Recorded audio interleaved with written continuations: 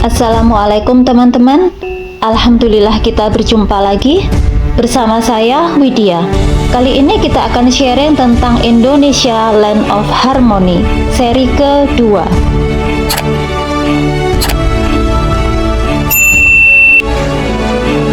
Assalamualaikum warahmatullahi wabarakatuh.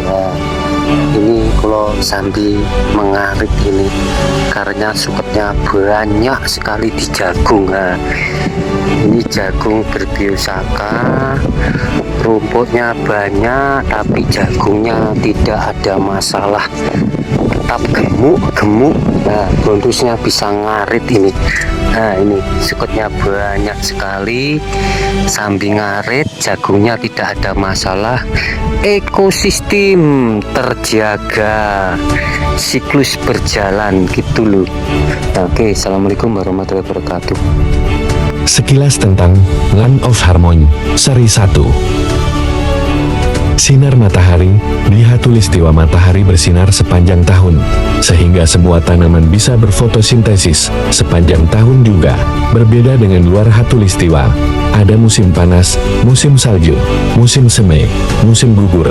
Matahari sangat tidak optimal di musim salju dan musim gugur. Karena itulah, tanaman di daerah luar khatulistiwa ada saatnya tidak dapat berfotosintesis. Curah hujan tinggi di khatulistiwa, hujan turun dengan jumlah air yang mencukupi. Semua tanaman dapat melakukan proses fotosintesis dengan baik karena variabel pendukung tersedia, yaitu sinar matahari dan air. Jangan lupa bahwa tanaman bersifat autotrof. Dia memproduksi oksigen untuk kita dan energi untuk dirinya sendiri. Berbeda dengan luar khatulistiwa, di mana curah hujan sangat terbatas, sehingga variabel yang dibutuhkan untuk proses fotosintesis tidak mencukupi. Ini artinya tidak optimal. Mikroorganisme di khatulistiwa, kelembaban terjaga, dan ini merupakan situasi yang kondusif untuk segala mikroorganisme berkembang di setiap sente, di setiap tempat, di setiap waktu. Mikroorganisme terus berkembang di tanah khatulistiwa tanpa kendala, sehingga berbagai jenis mikroorganisme melimpah di tanah kita, Indonesia. Trichoderma, Beauveria bassiana, Mycorrhiza, Azospirillum, Pseudomonas, dan lain-lain tersedia secara alami di Indonesia. Berbeda dengan luar khatulistiwa, mikroorganisme kadang berkembang, kadang tidak bisa berkembang, kadang dorman, pasif. Kenapa? Misalkan pada musim salju, suhu sangat dingin. Ini sangat tidak mendukung perkembangan mikroorganisme. Akibatnya, populasi mikroorganisme kurang. Sehingga apa? Sehingga muncul peternakan mikroorganisme. Indonesia memiliki iklim tropis yang sangat mendukung diversitas mikroorganisme sebagai kekayaan hayati yang sangat mendukung sektor pertanian. Aneka mineral dan unsur hara. Indonesia merupakan jalur ringfire, jalur gunung berapi. Tentu saja hal ini dapat memenuhi kebutuhan mineral dan unsur hara yang diperlukan tanaman, nitrogen, fosfat, kalium, kalsium, magnesium, mangan, boron dan lain-lain tersedia di Indonesia. Hal ini jelas sangat berbeda dengan luar Indonesia.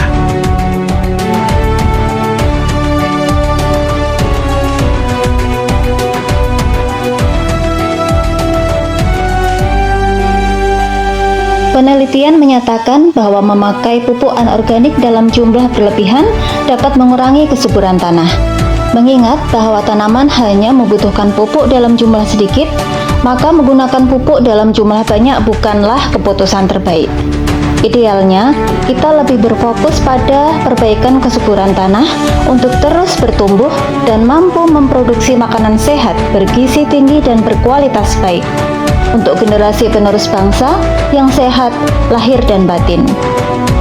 Kita harus terus mengupayakan pertanian berkelanjutan dan lebih memperhatikan prinsip-prinsip agroekologi, yaitu pendekatan pertanian berkelanjutan yang menerapkan konsep dan prinsip ekologi dalam desain dan pengelolaan sistem pangan dan pertanian. Sejak zaman dulu, Indonesia sudah mengenal pertanian yang ramah lingkungan. Dengan kearifan lokal tempo dulu, pertanian sudah terukir di relief-relief Candi Borobudur. Ada relief tentang teknologi pertanian pada zaman itu. Ada juga relief tentang pengendalian hama pada zaman itu.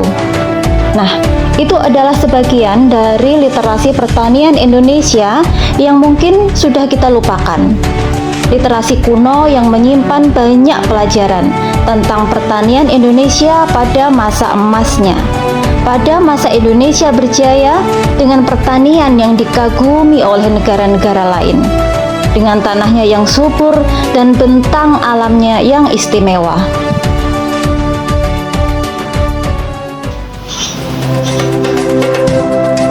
Apa buktinya kalau tanah Indonesia itu subur? Rumput bisa tumbuh dengan baik dimanapun di tanah Indonesia. Bahkan di sela bebatuan dan di tepian aspal yang sangat panas, rumput bisa tumbuh dengan bagus tanpa diberikan pupuk apapun. Kemudian juga pertanian di Baduy. Pertanian di Baduy tidak pernah menggunakan pupuk apapun, kompos kohe pun tidak, tapi mampu berproduksi dengan baik dan berkelanjutan. Rumput bisa tumbuh dengan baik dan subur tanpa dipupuk. Ini adalah indikasi bahwa tanah kita masih subur dan cukup hara. Maka harusnya, setidaknya, tanaman padi, jagung, dan lain-lain bisa tumbuh dengan baik pula sebagaimana rumput liar tadi. Tapi kenapa tidak bisa? Kenapa di lapangan tidak bisa? Ada apa dengan benih-benih yang kita tanam? Tidakkah kita merenungkan hal ini? Rumput adalah tanaman istimewa. Dia adalah sumber hara yang sempurna. Dan dia juga punya frekuensi yang sangat harmoni dengan alam. Kita tak perlu memindahkan gunung ke sawah. Karena kapur, fosfat, kalium yang ditambang dari gunung sebetulnya sudah ada tersedia pada rumput. Ya, pada rumput. Dan kita juga tidak perlu memindahkan hutan ke sawah.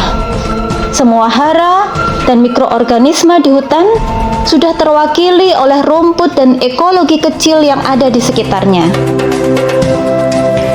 Sebetulnya kearifan lokal muncul dari respon balik manusia terhadap bentang alam sekitarnya. Misalkan metode pertanian jadam dari Korea, maka itu adalah metode ilmiah yang muncul dari kearifan lokal karena kondisi alam di Korea.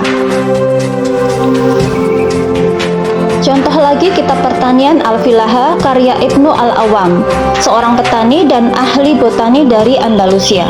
Maka itu adalah metode ilmiah yang muncul dari kearifan diri beliau tentang pertanian dan alam di sana. Begitupun sama dengan di negara kita, Indonesia. Negeri Katulistiwa ini punya karakter yang harmoni tentang alamnya, ekosistemnya, flora faunanya, semua berada dalam keseimbangan yang sempurna. Sebuah negeri yang dianugerahi kesuburan luar biasa, land of harmony. Selaras, serasi, dan seimbang pada setiap elemen yang ada di alam Indonesia. Bersyukurlah kita dengan cara menjaganya, memanfaatkan tanpa merusaknya, melestarikan kesempurnaan ciptaannya. Demikian halnya dengan tanah Baduy. Pertanian di sana bukan sekedar organik, tapi lebih dari itu. Pertanian Baduy adalah pertanian alami, lebih dari sekedar kearifan lokal. Mereka sangat menjunjung tinggi nilai-nilai luhur dan tahu bagaimana seharusnya berbuat pada bentang alam di ranah mereka. Seluruh pertanian di Baduy, baik itu padi, jagung, dan komoditas lainnya, sama sekali tidak ada menambahkan unsur hara, meskipun kompos kohe sekalipun. Dan pertanian mereka berjaya, membuahkan ketahanan pangan yang sangat kuat. Alam tidak butuh kita, tapi kitalah yang butuh alam. Maka jadilah kita khalifah yang baik di muka bumi ini. Janganlah merusak dengan dalih memperbaiki. Renungkanlah dulu, apakah yang kita lakukan itu untuk perbaikan alam, ataukah justru merusaknya?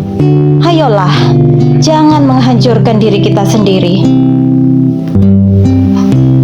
Seperti Baduy, Sampai hari ini mereka bertani di tempat yang sama, lahan yang sama, tetapi tetap terus menghasilkan yang baik. Jika dikatakan unsur hara habis, maka pertanian Baduy tidak akan bertahan hasil pertaniannya. Jika unsur hara dikatakan habis, maka Baduy akan semakin menurun hasil pertaniannya. Tapi tidak kan? Padahal Baduy tanpa pupuk kimia, tanpa pupuk kandang, tanpa semprot obat, semua berlangsung harmoni jauh sejak zaman Siliwangi sampai hari ini. Land of Harmony Indonesia. Tahukah tentang filosofi Baduy tentang alam ini? Gunung jangan dilebur, rawa jangan diuruk, hutan jangan ditebang, panjang jangan dipotong, pendek jangan ditambah. Itulah filosofi Baduy yang tetap terjaga hingga hari ini, sehingga alam tetap harmoni. Selamatkan alam, kembali ke alam. Menjaga alam Indonesia tetap harmoni, selaras, serasi, seimbang dalam setiap elemennya. Tentang alam yang beragam dan iklim yang tropis, semuanya berjalan harmoni. Tuluslah kita untuk menjaga Indonesia tetap harmoni. Tuluslah kita untuk menjaga pangan yang sehat dan berkualitas, demi generasi penerus yang sehat, yang hebat, lahir dan batin. Dalam setiap tarikan nafasku, ingin membahagiakanmu dengan ketulusan, dengan kebesaran jiwa. Bukan sekedar cerita di kertas usang, tapi sejarah yang terukir di prasasti batu. Untuk tetes peluh petani Katulistiwa, Land of Harmony Indonesia. Demikian dari saya, catatan kecil dari seorang petani kecil. Semoga bermanfaat, semoga tetap menggugah semangat kita untuk melestarikan alam, selamatkan alam kembali ke alam. Menjaga Indonesia tetap menjadi land of harmony. Tanah air kita, Gemah Ripah Loh Jinawi. Sekian, terima kasih. Wassalamualaikum warahmatullahi wabarakatuh.